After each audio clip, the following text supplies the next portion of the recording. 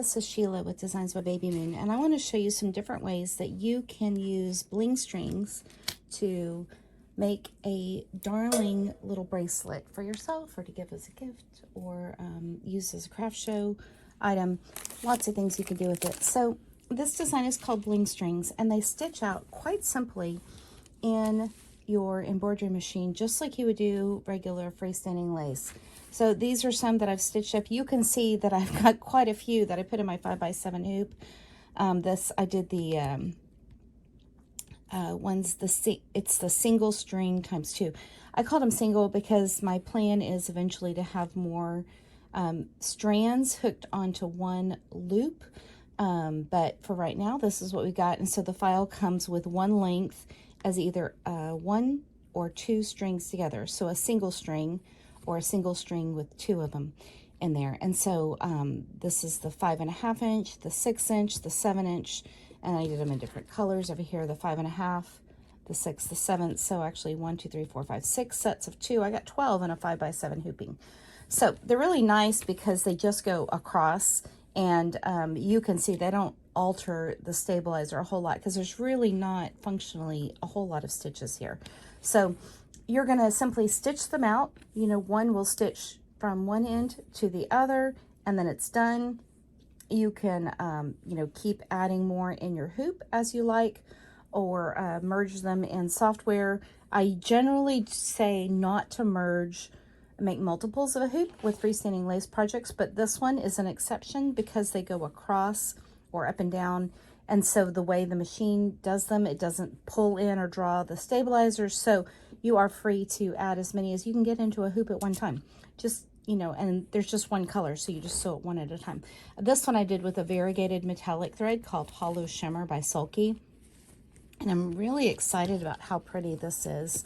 I did not use a bobbin thread that was matching, but it's very, very shiny. And so I'm excited to see how this one comes out. But the rest of these, I did the silver ones with Kingstar metallic thread, and then I did this with just regular Isacord embroidery thread with a matching bobbin.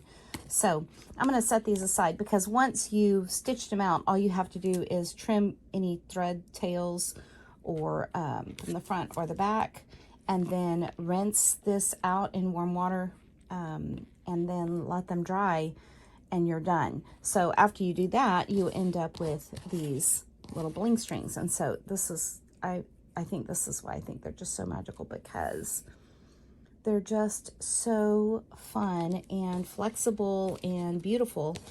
I have some that I've already added some different kinds of hardware on to show you. So let me just show you really quick what I've done. This is one with a magnetic clasp, and this is really an adorable little clasp I got off Amazon. It's just a little rosy thing, but a magnetic clasp is nice because it's very easy to apply. So it simply clicks on. And so I don't know if this one's the right size for my wrist. Oh, maybe I can get it on. But you don't need 2 hands to put it on. You can get it with just one. So this one's a little snug for my wrist. I think we could do it. There we go. And it's super easy to apply. So if you have issues attaching your own bracelets and you always need somebody to do it for you, a magnetic clasp is a great option. These they can be a little fiddly, so check the clasps that you get, that they have a strong enough magnet that they're not gonna fall apart easily. I have gotten some, like these little heart ones. These are adorable when they're clasped together. Let's see if I can get it open. Because they join in a little heart shape. Let's get a gold one out. The way they snap together, they make a little heart. Okay, isn't that cute? And you'd simply use a jump ring, and I'll show you how to do that in a minute, and connect it to the ends. But then you have a little heart in the middle instead of the rose. There's all kinds of magnetic clasps available, either on Amazon or at your local hobby store, or online from a place like Fire Mountain Gems or Rio Grande Supply. So that's one option. So let's take this one off. This one has a nice secure clasp. That was pretty difficult to open up on my own. Let's set this one aside. So that's a magnetic clasp, and I had used 2 bling strings of the same size, joined the ends together with a jump ring, and then I attached the magnetic clasp hardware to the jump ring. Your magnetic clasp may or may not come with extra findings. This one had a lobster ring as well as a little an extra little closer for it, so that was very nice. This one is called a toggle and bar clasp, and so these are really nice and easy to apply, or to, you know, to get on, and it's a pretty secure connection. So it's really easy to wear and easy to get on too. So let's see. Let's put these on. And the way you get these on is you simply put the bar through that big hole. And now the tension of the bracelet dangling on your arm holds that bar in the clasp. And so generally this is not going to fall off because this is much wider, and you actually have to pull on it and then drive it back down into the hole in order to take it off. But again, these are really easy to put on if you're doing it by yourself, or you have any dexterity issues, because you simply, you know, go through the loop and then it's done. So there's not a lot of fiddling with a tiny clasp, and so that's a really nice and easy one to put on too and take off all by yourself. So that is called a toggle and a bar closure. This one I'm putting 3 together, and so I was playing with different types of connectors to see, you know, what I could do. On this one, I simply put the 2 loops through one split ring. I used a split ring because the split ring is a little bit more secure than a jump ring. A split ring kind of goes round and round like a key ring. Can you see that? And so you open it up and put everything right through those, right there, like you would do a key ring for your key. So it's super secure. And I put just the 2 bling strings on it. This one, I'm putting each bling string on its own jump ring, and then I'm securing the jump ring to a connector bit that will hold 3 strands. And so I thought this was super fun, and it might be a really elegant look.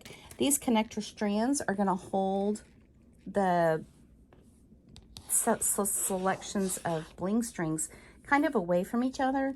This one has a little bit of a different finish for the thread. It's a dark variegated metallic thread, and this one again is just the plain King Star silver. And so I just want to put one more bling string on the end of that, and that's why I made another sheet of them, because I don't have another 5.5 inch one to add to this one. So I'm going to show you with this bling string how I add the ends of the jump rings on, and then how I would connect it to it, but I'm not going to actually connect that one to this because it's not the one I want to go on that. But I'll set this aside and show you how I do the jump rings. So I've collected some jump rings in a lot of different colors here, and I keep them in these little craft lock bins. So this is the one that has jump rings in it.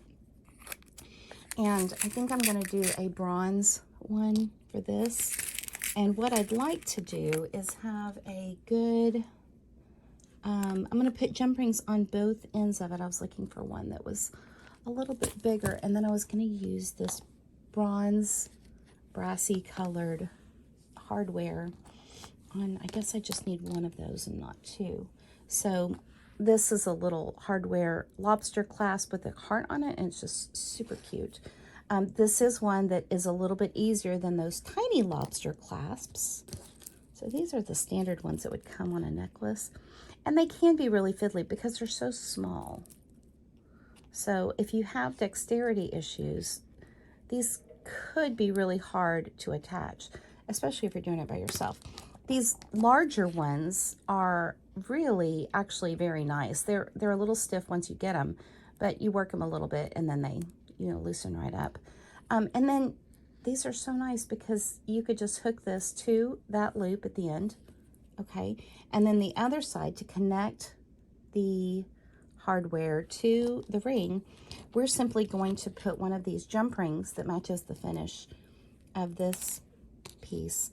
We're going to connect it on here. Now, if your jump ring needs to open up, there's a way to do it so that you don't distort the metal so much that it's unusable.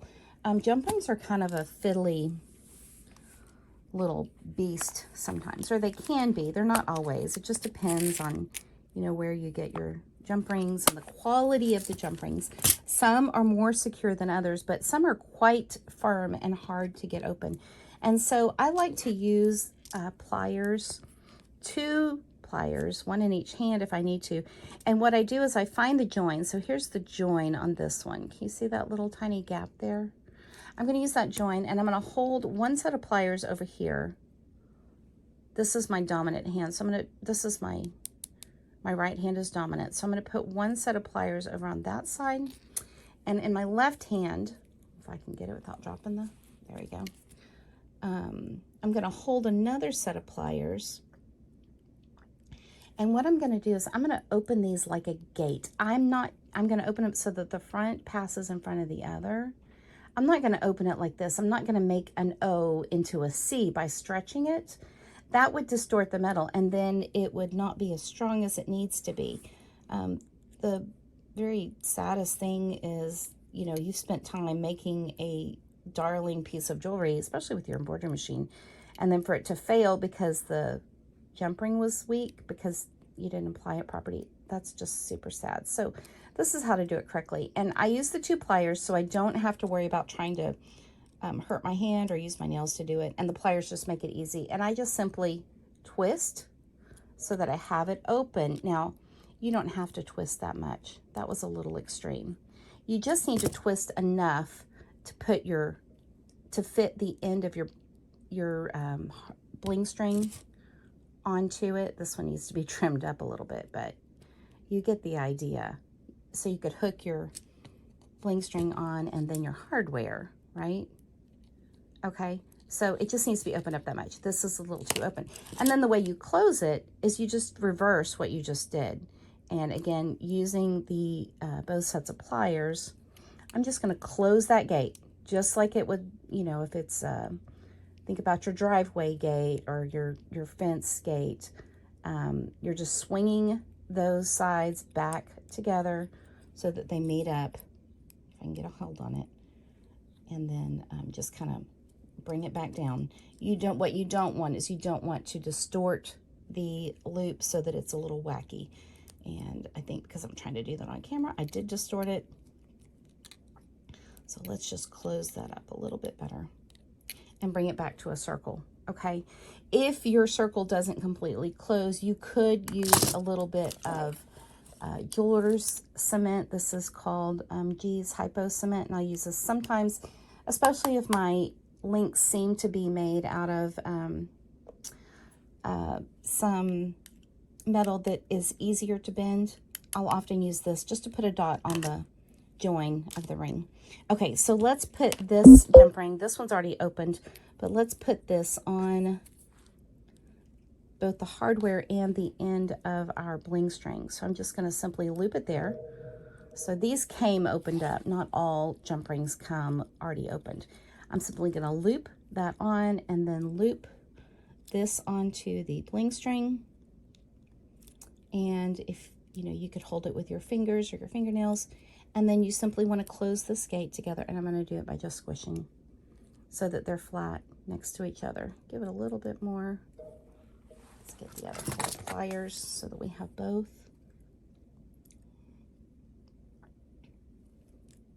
Okay, and now that piece of hardware is connected. Isn't that cute? And, you know, the hardware can really add a lot of extra cuteness to your piece. So, you know, choose your hardware carefully because it really can be a nice enhancement. Okay, one other thing you might consider using are some bracelet or necklace extender pieces. So you can get these pretty much anywhere jewelry is sold, especially, you know, jewelry that's kind of a one-size-fit-all. They'll often sell a set of connectors so that you can make your piece fit you exactly. Not everybody likes the same length of necklace. So these are just extender chains. And these came, you know, these are not fine jewelry. These are, you know, this was $3.99 at Hobby Lobby, and it was probably half off, you know, or 40% off one day. So They're not expensive, but they are a nice,